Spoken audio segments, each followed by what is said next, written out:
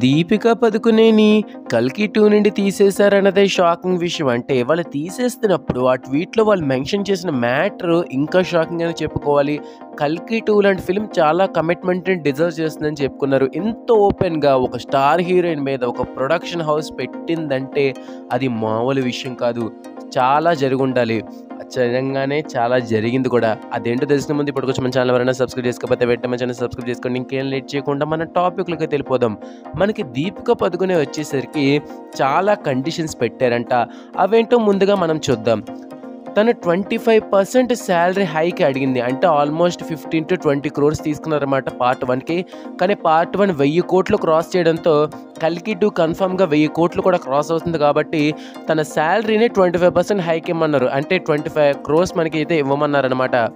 Second condition వచ్చేసరికి only 7 అవర్సే working అనమాట. అంటే సెట్‌కి వచ్చిన దగ్గర నుంచి సెట్‌కి వెళ్ళే వరకు కేవలం మీకు 7 అవర్స్ మాత్రమే టైం ఇస్తున్నాను. ఆ టైంలోనే నావన్నీ అయిపోవాలి అవి అని చెప్పారు. ఇంకా మూడో కండిషన్ వచ్చేసరికి దీపిక పదుకునే టీం 25 మెంబర్స్ వస్తారంట. 25 మెంబర్స్‌కి సెపరేట్‌గా క్యారవాన్స్‌తో పాటు అంటే 25 మెంబర్స్‌కి ఆల్మోస్ట్ 7 క్యారవాన్స్. అంతేకాకుండా వాళ్ళ టీం మొత్తానికి కూడా 7 స్టార్ హోటల్ నుండి ఫుడ్ కావాలి. అలాగే 7 స్టార్ హోటల్‌లోనే స్టే ఉండాలి. మొత్తం 25 మందికి ఇవన్నీ కూడా ప్రొడ్యూసర్సే మనకి భరించాలన్నమాట. సో మొత్తం ఇన్ని కండిషన్స్ పెట్టారు. ఇంతే కాకుండా ప్రాఫిట్‌లో షేరింగ్ కూడా అడిగారని అయితే వినిపిస్తుంది.